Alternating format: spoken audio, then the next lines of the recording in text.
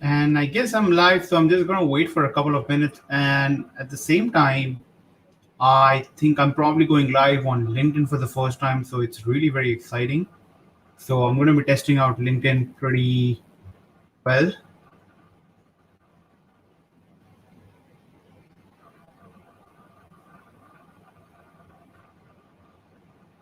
Guys, if you're just joined in, drop in your hi. Let me know where are you from. Also, I'm going live on LinkedIn for the very first time, apart from the rest of the other channels. So I'm really quite excited. So the people who are watching this live podcast on LinkedIn, who are connected with me on LinkedIn, this podcast is all about talking marketing live, discussing your issues, strategies, and a lot of other discussions. So there's going to be a lot of fun activities for the next 1 hour. There's going to be a lot of talk, a lot of strategies that we'll discuss. At the same time, I'm going to be answering a lot of questions around marketing for you guys, maybe customizing a lot of marketing for you guys. Hey Shivam, how's it going? Hey Om, how's it going? So I just applied for LinkedIn Live about 11 months ago, and I finally got approved. I think 3 days ago. So it was quite a challenge. It was 11 months of wait before having the ability to go live on LinkedIn, and I'm really very excited because I can finally speak with people on LinkedIn, which I have been desperately waiting for. Because I've connected with so many amazing people on LinkedIn, so would be an awesome fun to have a word with them every Sunday. So I right away I have questions coming in, guys. If you have any sort of marketing related questions, start dropping them in. I'm going to be answering all of them. We'll be talking about a lot of strategies. People who have been coming live for my previous episodes, they know that all of these sessions are really dope. We talk about a lot of interesting things and a lot of strategies. So let's begin with the very first one, and it's coming from Amaya, and is asking, how do you scrape leads? Great question, Amaya. I just put up that status a while back because usually over the weekends, this is what I do. I prepare for my marketing activities, whatever I need to do for the following week. I prepare everything over the weekend. So for the past few weeks, we had been increasing our activity over outreaching pretty aggressively. And now that our emails and everything is really warmed up, we decided that okay, it's time for us to start scaling up on the outreaching activity, because no company can ever grow without outreaching. It's as simple as that. You have to be pretty aggressive on your outreaching efforts. So now, in order to scrape leads, there are various ways. So I'm gonna just recommend a couple of ways that would work out pretty well for you. So the very first thing, you need to figure out who your target audience is. That's very important. Once you have your target audience, the next thing immediately that you have to do is build a list of domains whom you're going to reach out to. And as soon as you have those domains, go on a platform like hunter.io, or ask my email. I think it was something like that. And just go and get the email addresses of the people. That's the very first thing that you have to do. Once you have those email addresses, then just use any of the outreaching tools out there. Full disclosure, I own Funnelbake, so I use our own internal tool. So you can use any outreaching tool, it doesn't matter. But then you can start sending out systematic sequences emails to all these outreaching people. So next question again is coming from May. He's asking, 50,000 emails. Definitely, May. So we had been doing a small set of outreaching and a small set of email scraping since quite some time now. So far, we haven't put a lot of efforts on outreaching. At Bridgeround, about 95% of our efforts were inbound. But with inbound, it comes to a point where you really get stagnant. And if you really want to grow further, especially on the sales end and not just on the marketing end, you need to start getting very aggressive with your marketing, which involves a lot of partnerships, which involves a lot of partners onboarding, and a lot of collaboration that happens across with various companies. And that usually happens over the email and not over through social media. So these collaborations, you've got to reach out to people, and that's where you have to start scheduling how you can do mass reach out, and that's where the weekends comes into picture, because you can prepare for it. You can prepare all the scripts, you can prepare all the leads, and then you can go over that data. Make sure that you have cleaned up all the data. Just don't scrape out random things and then start sending out emails. That will not work. As soon as you have scraped them, use a platform like Zero Bounce to clean up your emails. Once you have cleaned up your entire email list, you would have a much refined list, and that's when you start outreaching. And again, don't send out emails to all the 50,000 people from one domain either. We usually use a minimum of 10 domains across different platforms like Office 360, Office 365, and then SES and G Suite at the same time. So all of these platforms, if we combine, and then we start outreaching through various domains that we create after that. And then we have one reply to email. So anytime they reply to, we have a reply to email where all our emails land inside one common inbox where we can immediately get back to those users. So that's exactly how we do it.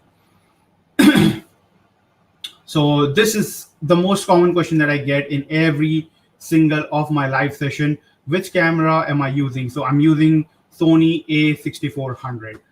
It's a DSLR camera. I have connected my DSLR with my laptop, and I have this entire setup done where I have made sure that I have a nice bokeh effect. There's a lighting out there. So I've made sure I've taken care of all those things. So once again, this is the answer to your question. Hey, Rachan, virtual hug from me as well. Om is saying he's been waiting for ages.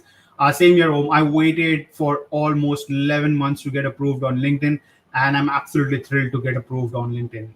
It's been a breather because now I can finally connect with so many people on LinkedIn.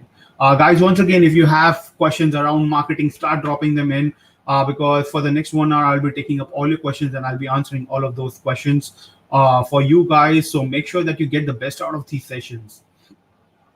So Amma is asking, which tool are you using for live? I cannot see LinkedIn chats or Facebook chats in my software. So Amma, right now I'm using StreamYard. So you can use StreamYard. I'm still waiting for Zroom team to push up some of these integrations right now. They're still in quite an early stage. So as soon as they push up some of those integrations, within about a couple of months, you will see me switching to Zroom live sessions. So the next question is coming in. What is email warming up? Great question, Amaya. So email warming basically means that before anytime you buy a brand new domain name, it doesn't have any history with any of the ESPs. ESP stands for email service provider. So Yahoo or Gmail, none of them know anything about you or your domain name. So at that point of stage, it's very important that you start sending out some emails, some initial emails from those domain names and exchange few emails. That's very important. And when I talk about exchanging emails, I'm also talking about you getting response from those emails. So a quick warming up session can be you sending out an email to one of your friends, and that friend is replying to your email. That's warming up, because now there is an exchange of conversation that's happening. That's very critical. So that is what email warming up is all about. So once you have warmed up your email with approximately around 30 to 40 conversations, you are in a great stage at that point of stage, because now your emails will slowly start landing into inbox. That's very important. If you just start sending out emails using a cold email right away from day one, I'm pretty sure that 99% of your email will land into spam. And that's something that you don't want, because the moment it starts triggering spam, you're done. So that's very important. Another service that you can use to test your deliverability is known as Mail Tester. So just Google Mail Tester. It's mail-tester.org, I think. So you can go over there, send out an email, and check your email score as well. Make sure your email score is nothing less than 9.9 out of 10. Unless and until you hit 9.9 over there, do not even start warming up your mail, because they will tell you whether your DKIM, signatures, and all of those essential things for your email is set up correctly or not. So do that, and then slowly start sending out emails, and then start ramping it up over a period of a few weeks. Don't start bulk outreaching right away on day one. I'm telling you, it will just destroy your list badly. So moving on to the next question. Don't use MailChimp. MailChimp is not for outreaching. MailChimp is for inbound emails, and if Mailchimp ever finds out that you're outreaching using that platform, they'll just ban you right away. So never ever use Mailchimp or any of these other email service providers. With G Suite as well, you're getting away because even these services don't allow outreaching. But regardless, people are still doing. But those other ESPs like ActiveCampaign or Mailchimp or ConvertKit or Klaviyo, these are very strict providers. You have to keep your list inbound for emailing through those platforms. Next question coming in is from Rajan, and he's asking, share your personal outreaching strategy. It's not very complicated. It's very simple, and I'm going to make and share a very simple strategy with you, Rajan. How things really happen over outreaching. So first, I would recommend you to get about 100 domains whom you want to reach out to. Um, you can do a simple Google search, for an example, to find out your ideal user. Once you have done that, scrape those domains. Once you have those 100 domains, go on a platform like Hunter, put in your domain name, and you should be getting quite a good number of emails.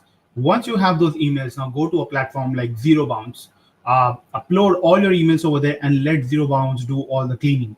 You will be stunned that about 20 to 30% of those emails would be crap. So Zero Bounce will clean up all of those, giving you the best of the best emails possible that is potentially going to work, and this will reduce your bounce rate. Very important that when you're outreaching, if your bounce rate is pretty heavy, it sends a bad signal about your domain, and sooner or later your emails would start landing into spam. So that's very important that you go through this process. Once you have it, then your final emails, upload it on any outreaching tool out there. It doesn't matter which tool you're using, then just start sending out sequences of emails to them. I personally believe that I follow up until 8 outreaching email before I slow down on following up with them. So I potentially even do like up to 20 follow-ups or even 24 or 30 follow-ups with some people, but I slow the heck down. I do get aggressive during the initial time, but if I don't get much response, then I slowly cut them down and slowly decrease the follow-ups. And if someone doesn't even opens the email after sending out 4 follow-ups, I remove them from the list right away. That's very critical. If you have any people who you just keep following up or not even opening your email, you're just destroying your email deliverability. So make sure that you don't go very aggressive and start refining your list as you are constantly sending out emails. That's very, very, very important. So that's the process. Once you have it, usually, again, keep the email copies of your outreaching copies very simple, to the point. Don't make it overcomplicated. Keep it very simple, keep it down to earth, and keep it to the point. The more refined and the short your email copies are, and the more to point the copies are, the higher would be the chances that you would be actually getting responses. So make sure that your copies are very simple. Now, once you have that, once someone has shown interest, get them on a Zoom call and close them. If someone has responded, they're interested, you gotta close them at that point of stage. Moving on to the next one. Hey Sagar, good evening as well. How are you doing? Hope you're doing great over the weekends, and congrats for your first. Thank you so much, Sagar. Finally, been live. It's fun. I've been getting a few questions from LinkedIn as well, and I hope LinkedIn works out pretty well overall. So yeah, and at the same time, LinkedIn had some rules and regulations that I had to go live in the first 60 days of getting approval. So it's actually a good opportunity to go live at the same time. So yeah, thank you. Moving on to Ganesh, he's asking, hi, Udit, a step-by-step approach for viral campaign, please. Great question, Ganesh. I'm going to keep it, again, very simple, to the point, so that you can start taking action from tomorrow. So there are two of my favorite tools for viral campaign that I use. One is known as Viral Loops, and the second one is known as Viper. So anytime I want to do any sort of beta onboarding for users, I generally use Viral Loops because it has the ability to embed the widgets and stuff. But whenever I'm doing like a bulk viral marketing, which means like I don't really care about the quality over like the number of users that are signing up, then I prefer to use Viper at that point of stage. Now, Viper lets you take action, and it does provide you some good set of templates to begin with, versus viral loop has very specific templates at the same time. So that's exactly what I do in terms of splitting them up. And then right after that, once you have figured out which of these platforms that you want to use, find out what is the ideal reward that you want to give to your users. This is very important. You need to understand what your users really want, because viral marketing is all about making sure they take action. So if the reward is not satisfying enough, they would not take action. That's very important. And that is something that anytime anyone running any sort of viral campaign has to make sure that you have a clear goal and a clear reward that is going to benefit someone. So here is a small split testing that we did that I'm going to probably share, might help a lot of you guys. So the last viral campaign that we ran at PitchGround, we decided to give away PitchGround credits. So a PitchGround credit basically means you can buy any of the softwares using the PitchGround credit from our platform. We got great response, fantastic, but it didn't really scale up to the level we wanted, because when our viral campaign started reaching out to newer people and newer people started discovering what is PitchGround, we found out that they didn't even understand what was PitchGround credit, first of all. And when we started analyzing that data, we were like, yeah, that makes sense. If someone who has never heard about PitchGround, why would they even share and participate in the competition? And they are clueless. So people who already knew about PitchGround, they started signing up already, and they started spreading the word. And the other people who had heard about PitchGround but never really bought anything from us, they signed up. That's it. But the fresh people and the fresh people we were discovering weren't signing up at all, and that was for us was a trigger point. Okay, how can we make that action go away, and how can we improve that conversion at the same time? That is exactly when we decided to launch another giveaway, which we just launched a few days ago. And this time we decided to give away PitchGround credit as well, but to the second and third winner. For the first winner, we decided to give away a Sony Z1 DSLR. So, and our signups have been phenomenal. We still are yet to evaluate the quality of those people, but based on some of the initial data set points that we have seen, it's incredible. We have been onboarding some brand new, fresh user base who are in a B2B niche, who are professionals out there, and they know what DSLR is. And when they land on our website, they know, okay, this platform is selling software. So now they're also understanding, oh, this is credit. So if I win credit, I can buy the software for free. So now we have basically solved a core problem that we were facing in terms of scalability of the viral campaign by making these changes. And now effectively, we've also increased our reach, our sales as well. Now to top it off, we added and injected a bit of ads to it. And we started getting signups for less than 5 cents. That's it. 5 cents for US, Canada, and UK leads, which I feel is incredible. Again, I don't know about the quality of those leads yet, because it's too soon, as the campaign just went live about 4 or 5 days ago, I think. So it's too soon, but the signups are ridiculously cheap right now. So that's what I did in terms of the initial signups. And the best part about this is the more people sign up, the higher would be the virality factor. So this is how you design your entire viral campaign. If you don't succeed in your first viral campaign, just modify things and keep trying new things. That's again very critical, that you constantly keep analyzing the data every day. Especially when it comes to viral campaigns, you have to analyze your data every day. You cannot wait for a week, because a week of data would be way too much for you to analyze and make decisions upon. It has to be every day with viral campaigns, because one day, one person signing up can lead to 100 more signups. So that's the beauty about viral campaigns. So that's exactly what we did in this viral campaign. And again, it's going great so far. It's still active, but maybe in the next live session, I would be able to share more about it as I keep getting more data sets. So I hope, Ganesh, I was able to answer that question of yours.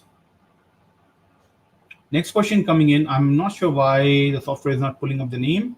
But how important are ad creatives for advertisements, advertising campaign like Facebook, YouTube, and ad creatives are everything. That's what people see, and that's what makes people click on them. So ad creatives are everything, and your ad copies are everything. You cannot do anything about it. You have to make sure that you're coming up with new creatives every week, because you want to make sure you don't fall into the trap of banner saturation. So make sure that you're adding up new banners all the freaking week, every single week. So that's very important. So ad creatives are extremely important.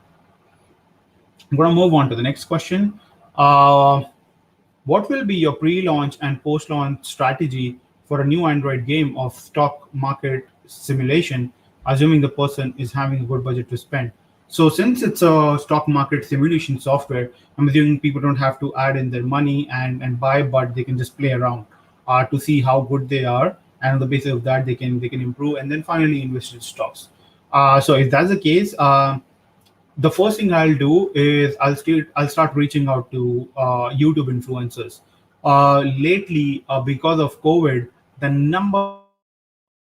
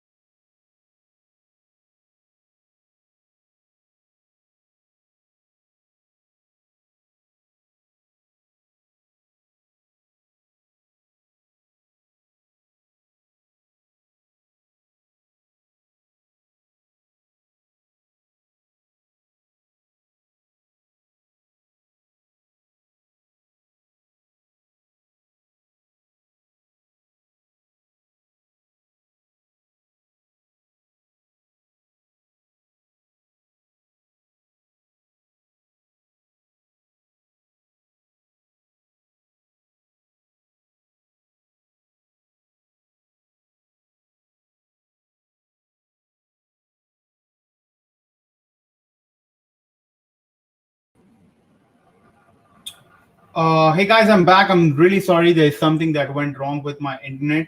So I hope guys are able to hear me. If you guys are able to hear me, then just drop in your hand and let me know if you are able to hear me now.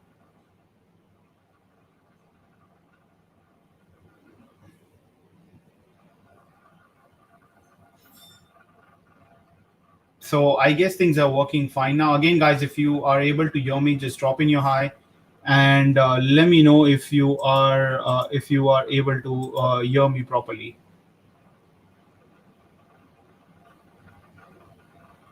Awesome, guys. Thank you so much. I'm really sorry about the internet going off. It's restarted and started working fine. So brilliant. So I'm going to go back to Sagar's question where he was asking what will be a pre-launch and post-launch strategy for a new Android game on stock market simulation. So the very first suggestion that I gave you, Sagar, was there's so many financial stock advisors that are popping up on YouTube all day long right now, and they're all looking out for a good opportunity. So there are two things that you can do that I did suggest at a few places. Well, first, start using BytePlay and start looking out for YouTube ad where you can place your ads. That's where Whiteplay comes in very handy because it picks up the exact videos where they accept you to place your YouTube ads. That's brilliant. That will save you a lot of time. It will lower down your cost and it will make sure that you target your exact right users. That's the first thing. Second, go into influencer marketing right away. Reach out to them, tell them that you're going to pay them X amount of INR or dollars, and in return they have to do a pre-roll for you. Most of them would agree right away, and that too at a quite an affordable cost. Especially if you're in India, the influencers are a lot affordable as compared to US influencers. So that would be my strategy that I would recommend for pre-launch.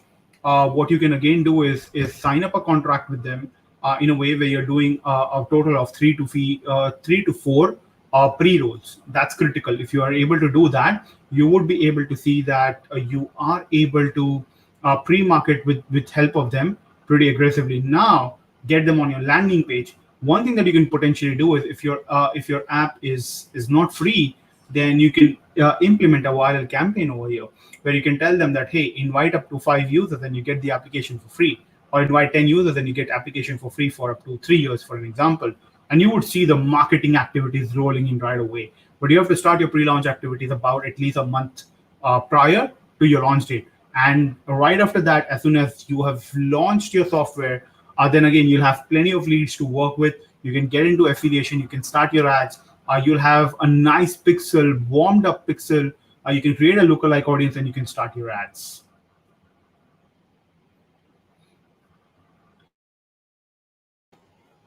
Move on to the next question. It's from Afzal asking, uh, as I was marketing an ERP solution for sellers in Flipkart and Amazon, I've searched for a lot of ways to target them in Facebook,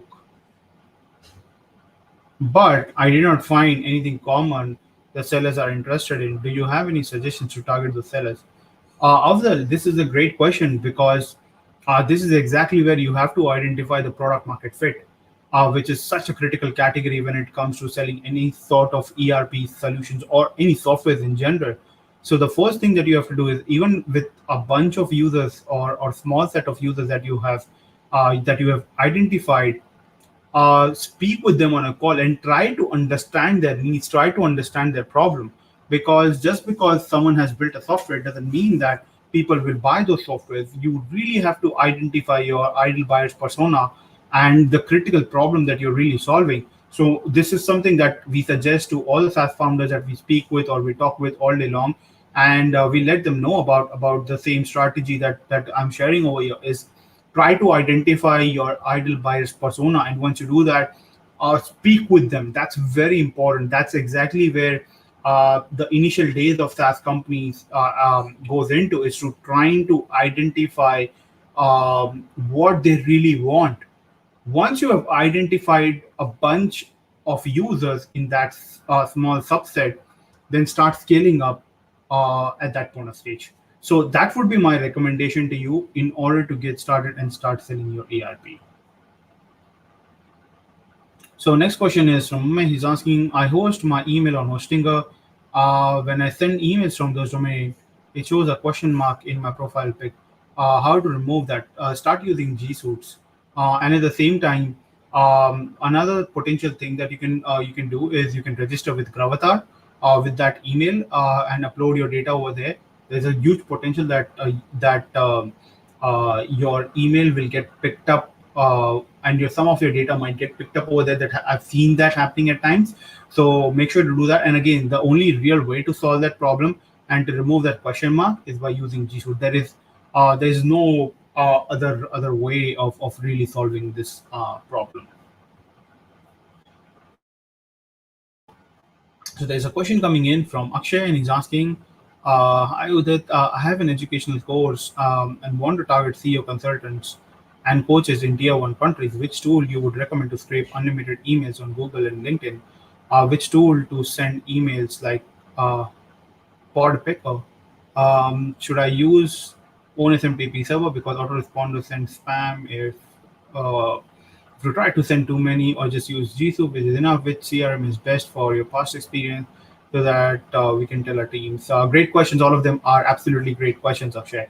So since it's a big question, I'm actually going to remove it so that people can see me. Awesome. So the very first question, Akshay, once you have got your course ready, now in order to scrape the data from Google, uh, honestly there is nothing that you need to do, especially to scrape the data. There are plenty of web scrapers out there that you can use. So my first recommendation would be, there are a couple of Chrome extensions that you can try to scrape the data, and also there is a JavaScript that I use to scrape the data from Google. I'll see if I can share that script potentially by tomorrow, or I'll just write down like a small Substack or something, and I'll paste the code and provide the code over there. So all you got to do is just load up your entire 100 page, and it scrapes all the domains right away. So that's something that I do.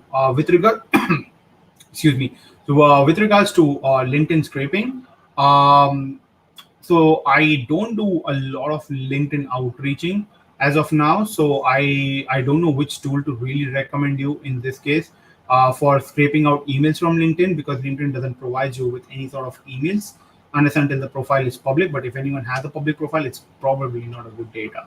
But other than that, I use LinkedIn Premium pretty heavily to filter out a lot of data, and I do send them requests from time to time.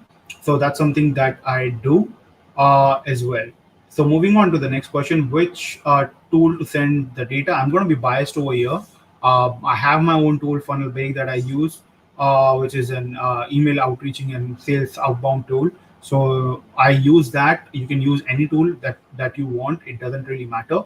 The next question is, should I use SMTP? My recommendation is not to use SMTP, but instead use G Suite, Office 365, and SES if possible. Again, I'll still avoid SES a bit because they're a lot strict, but I'll most likely stick with G Suite and Office 365. So those are the recommendations that I have for you. In terms of CM, hands down, Pipedrive is the best CRM in the world. There is no other CRM that comes even closer to what Pipedrive does. The entire UX to the whole product is built for salespeople. Hands down, like that gets my highest vote. We have been using Pipedrive internally for almost a few years now. So Pipedrive would be my recommendation because we use it, and hence I can like proudly recommend it. If you have any follow-up questions, Akshay, feel free to drop them. Guys, if you are liking this video so far, please make sure that you like this and share it on your timeline. I would really appreciate it. And again, if you have any questions around marketing, please make sure to drop them in, because the last thing you don't want is to take any of your queries home, because there's a lot of potential insights that you can get out from me by asking your questions. At the same time, if you're watching this on YouTube, then please make sure to subscribe my channel. As you know, I keep coming back every Sunday for you guys just to answer your questions. Moving on to the next question. Hi, bro. Nice to see you. Nice to see you as well. I don't know why the name is not pulling up. So, share me a paid ad strategy for getting cheap giveaway signups. So there is no hidden strategy over here. The only couple of recommendations that I can make for you is try to use lookalike audience. This is where lookalike audiences are fantastic to capture in and show them these sort of campaign data where the opt-ins are pretty high. So my recommendation would be to use that and combine that with some sort of dynamic ads. So this will lead to some very high conversions for you. And once you do that, make them take action, various actions where that will lead to like more signups, basically, where you're asking them to send messages on WhatsApp or emails. Just make sure that you're not asking anyone to spam, because it can lead to a lot of problems for you for your giveaway. So I hope that answers the question. So next question coming in. We are into private tuition of school students. We have purchased and verified database of students given board exams in 2020. What's the best way to utilize these phone numbers? Emails are random, so we can't really use it. So this is something that I wouldn't recommend, but this is something that you can do. Facebook allows you to upload phone numbers and emails to create custom audience out of it.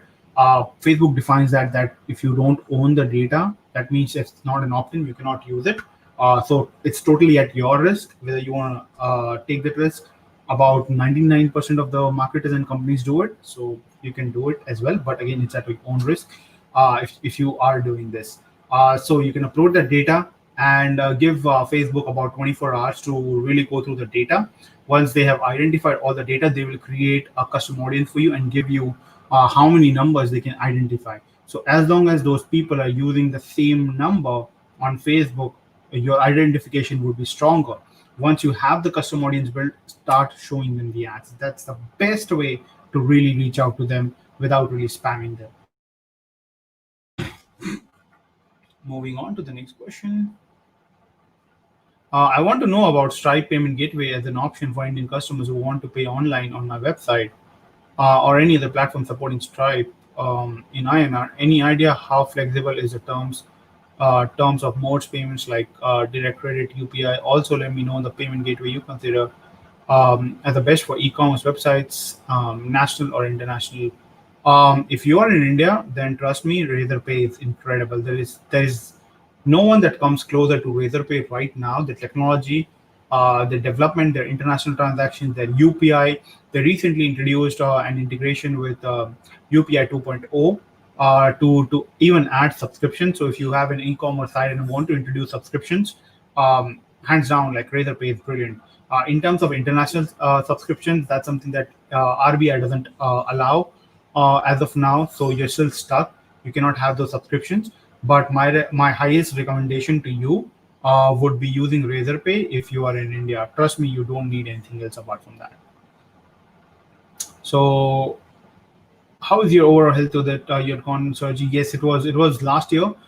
Been doing great since then, and that's why you see me like all cheered up and sharing and going live each week and sharing all of these awesome information with you. But thank you so much for asking. It really means a lot. I'm going to run FB campaign for one of my client. My target country is USA, and products are T-Tox. It's a healthcare product. I don't have any data. How can I run profitable ad for him? Whenever you get into such situations, Rajan, my first recommendation is always ask your client to start with some influencer marketing. Do not do cold ads for such, because you would be paying very high for a non-branded company to go live and start selling through ads right away, especially if you don't have any custom audience built up. So if you spend your first $5,000 on influencer marketing and drive your first 10,000 to 50,000 visitors on your website, create a custom audience, and then create a lookalike audience from it, you will see a far better results than just trying and hopping onto Facebook ad and sending that cold traffic, which can be ridiculously expensive. So again, that would be my recommendation. Another thing that you can potentially do to get some good quality cheap traffic is you can buy some banner slot ads from buysellads.com. So you can go to buysellads.com. This is something that I use quite often, and hence any recommendation that I make are purely from the recommendations that we personally use all the time, or we use it frequently. So you can go on buysellads.com and you can buy banner slot from there.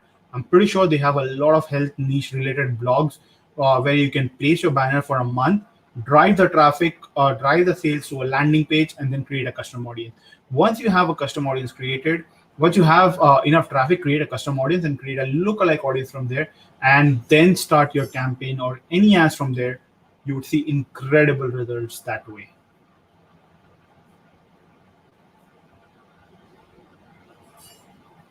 Moving on to the next question.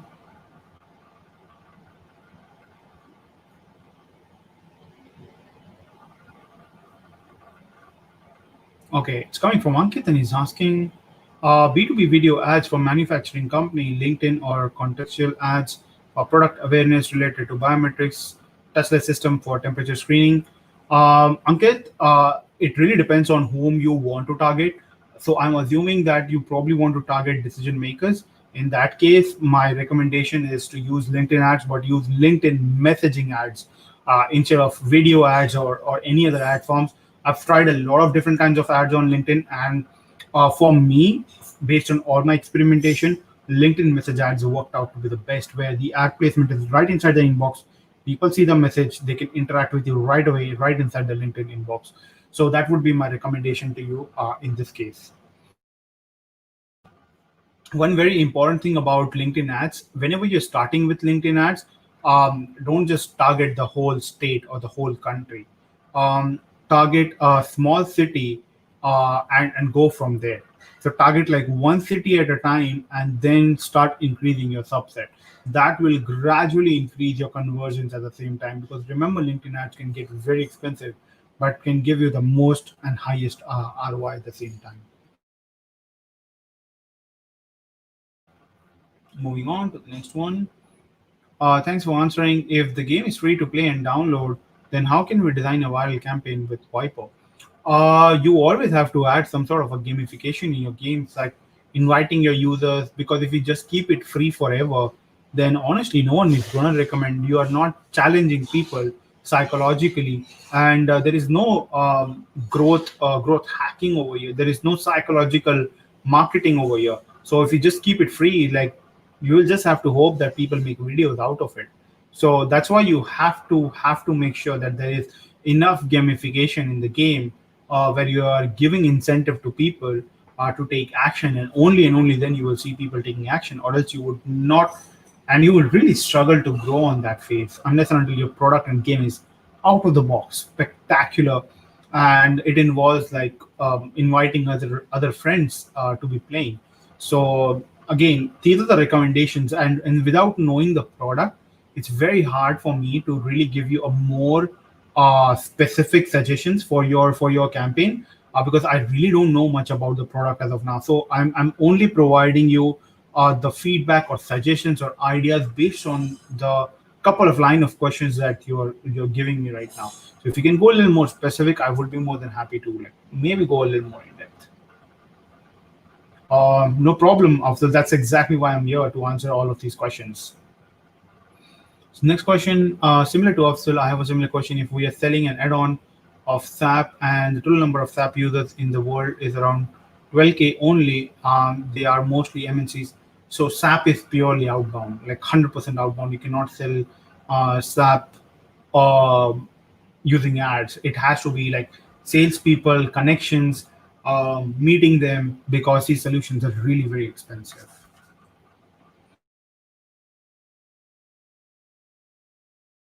One more question. Sagar is asking, how can we target those decision makers of those companies? LinkedIn ads, hands down, that's the best platform to reach out to decision makers. Other than that, outreaching. Those are the two very effective ways. So once you have identified who your target audience are and who are the decision makers, reach out to them, either using emails or add them on LinkedIn, or show them message ads on LinkedIn. That's the best way to really execute.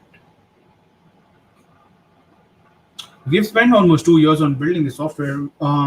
With a lot of sellers onboarded, we have covered many problems which is not even available on leading software.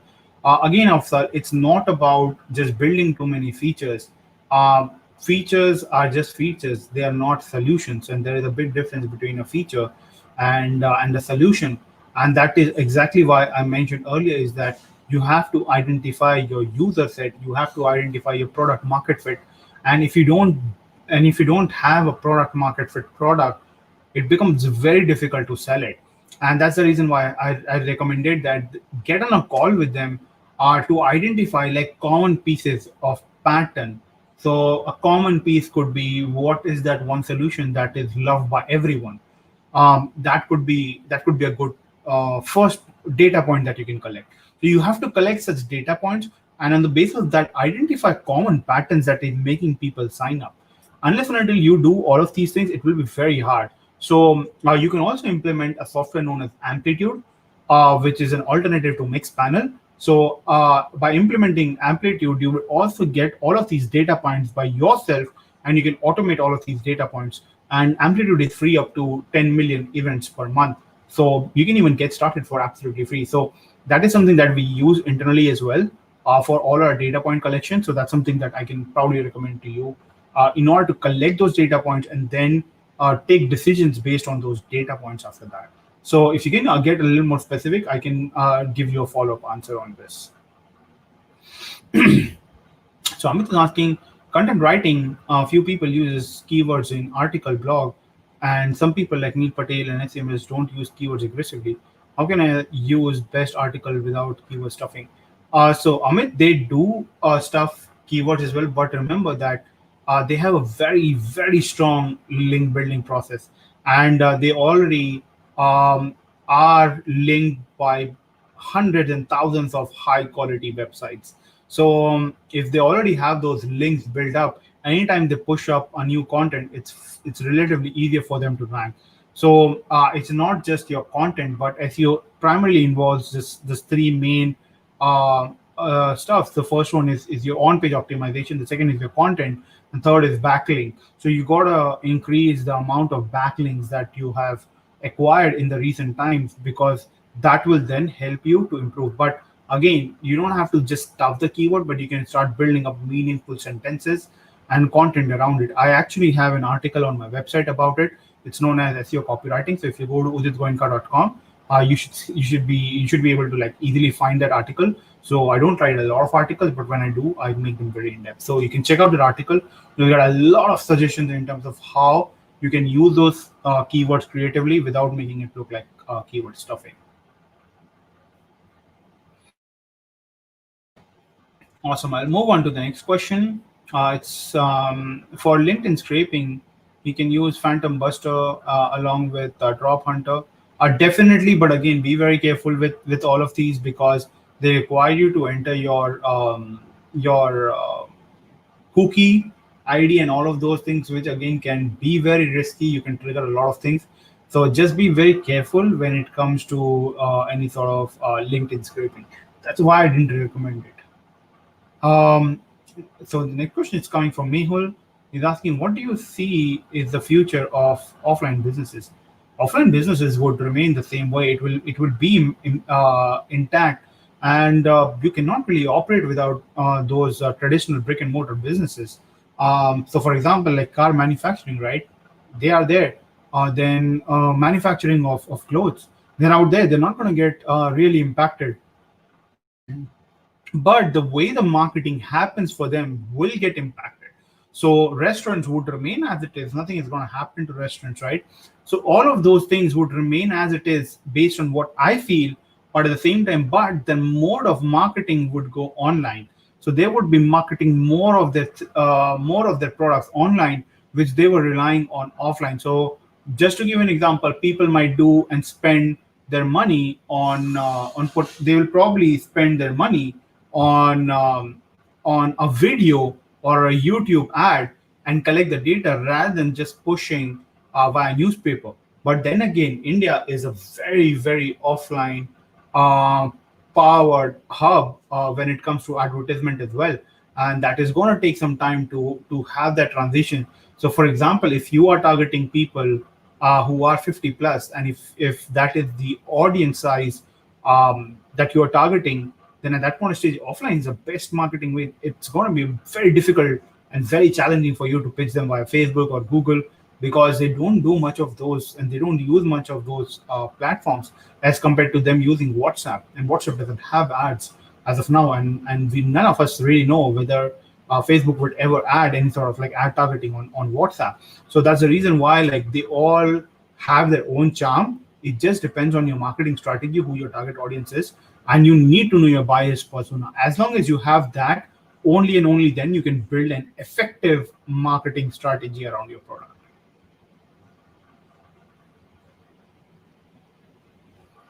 So there is a question coming in from Meghna. She's asking how Python can help digital marketing. Um, Great question, and I have one great answer for you. A lot of good scrapers are built on Python. So maybe you can potentially build a good scraper for a lot of marketing people out there who would love to have these data. And Python is one of the most powerful languages to code, especially these scrapers. So maybe you can build something, some very simple website scraper, turn it into a SaaS, and then offer those services to digital marketers. They would love to sign up in that case. So the next question is, I'm participating in your camera giveaway. I don't have any lookalike audience to show ads. I like to know paid ad strategy with which I can try and get more signups. Um, can you share a bit more about your product? Because right now I don't know much about your product, so it's very difficult for me to make any recommendations. So if you can just follow up with me and let me know about your product, or maybe drop in your URL, I think I will be able to make some very good recommendations for you.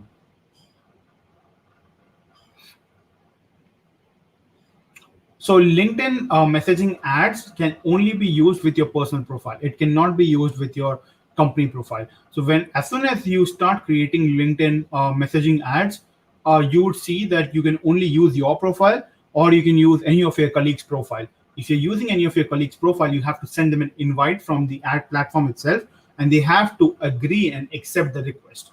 And once they do that, then the number of users start showing up that you can use and start showing up the ads. But you cannot use your company profile for LinkedIn messaging ads at all. There is no option still date, and I highly doubt that LinkedIn will ever add that, because the whole purpose of messaging personally is to have that one-to-one personal connection.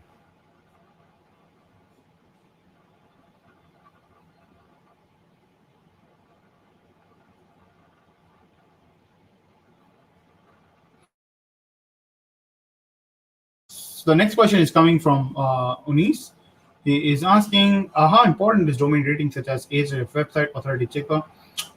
So domain rating is not an official data point from Google, but that's something that a lot of SEOers in the world use that data point to identify how strong is the domain, and that gives them some sort of idea in terms of building up strategy. But overall, domain rating is not something that I look into aggressively unless and until I start acquiring backlinks from them. But more than that, today it's all about where you're acquiring the backlink from and how relevant those backlinks are. That's something that's very critical in 2020, because moving forward, the more links that you acquire from the more relevant website will have a much higher impact than having just a random backlink from any random website. So that's something that's very important. So if you're a CRM but you have a link from a cooking website, it might not make much of an impact, because that a link is not relevant unless and until the content is around sales strategy of how to sell food or anything, and the content is very relevant, and then there is a link, and at that point of stage you would have a bit of higher value. So that's something that's very important. These things make a huge difference, I would say. So based on that, the domain rating really comes into picture, especially when you're outreaching and you're trying to get a guest post on their website. So it can really help you out in that case. So Dipesh is asking, which CRM is best for Facebook ads? Trust me, you just need Pipedrive. If you're talking about CRM, you don't have to look any further. Just stick with Pipedrive, and you pretty much have everything for yourself. You really don't need anything outside of Pipedrive when it comes to CRM. It will literally solve pretty much any of your sales related issues when it comes to CRM. So the next question is coming from Ritik, asking, I sell leather products with an average value of over 200 USD in US. Do you have any low cost 500 marketing strategy for promoting such products? This is something, Ritik, I've mentioned in pretty much all of my live podcast as well, that if your budget is less than $2,000, do not do ads. Just go out there and spend your money on influencers. Trust me, that's the best way to drive the highest quality of traffic and the most relevant audience, because people sell people buy from people. So that's where influencer marketing is so very important in 2020 and moving forward, that if you haven't implemented that strategy, things will not work out. One of the best things about you is that you have a good B2C product. In this case, you can actually just give out your product to that influencer and ask them to do a review on their YouTube channel, or post some pictures on Instagram, and then drive traffic to your channel. If you're posting them on LinkedIn, then ask them to tag you on LinkedIn so that you can gain some good followers, and you can start building some good engaging content around them. If it's on YouTube, then drive them to a specific landing page and collect the data. Make sure that, again, you can implement some good strategies, like um, recommend 5 people on this page. You can add a viral marketing using viral loops over here, asking people to share the page, and if 5 people sign up, then they get like a free leather product from your website. Now you need to identify what is the cost of lead for you and what is the conversion rate for you. Once you have identified this data, it's very, very, very important that you will be identifying a lot of potential strategies out of it. So, for example, right now, I have no clue what is your cost per lead right now. So, if by implementing viral marketing, if your cost per lead goes down by almost 50 to 70%, and if your conversion rate goes up by 5% using the current data point, then you can afford to give out few products to few people for free. So just keep running those rewards and keep giving out these data initially to increase the user base, and then start building up some success stories. Make a page about your customers, asking them to post pictures and all those things. And one recommendation that I can potentially give you is send a personalized note to your users whenever you're shipping out any product. People really get attached to your brand in such case, and they would also be sharing those personalized notes on their social media that can also drive traffic for you. So these are some of the strategies that you can use right now if your budget is less than $500 to effectively increase your reach and potentially increase the user base so that you can start selling them. So I hope, guys, you enjoyed today's session, and I hope I answered every question. If you have any question, I might be able to take one last question. So if you have any other question in today's episode, which is episode number 8, drop in your question, and I will be more than happy to take up that question. So here is the last question coming in from Nitol, and Nitol is asking, article indexing problem for a news site, how to solve it? Have you integrated your website with Google Search Console yet?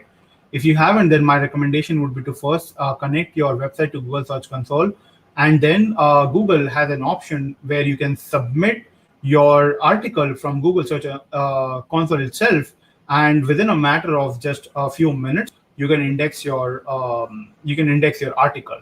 So that's something that I would recommend you to do right away, and it works out brilliantly. Other than that, just make sure that you've submitted your sitemaps to Google as well, Google Console as well, and at the same time, you are sending a bunch of pinging services and letting them know about the new article. Again, this is not really very effective in 2020, but again, something is still better than nothing. But Google Search Console is the best way how you can really index new site and new articles and everything around new sites. But just make sure that you have a proper sitemap.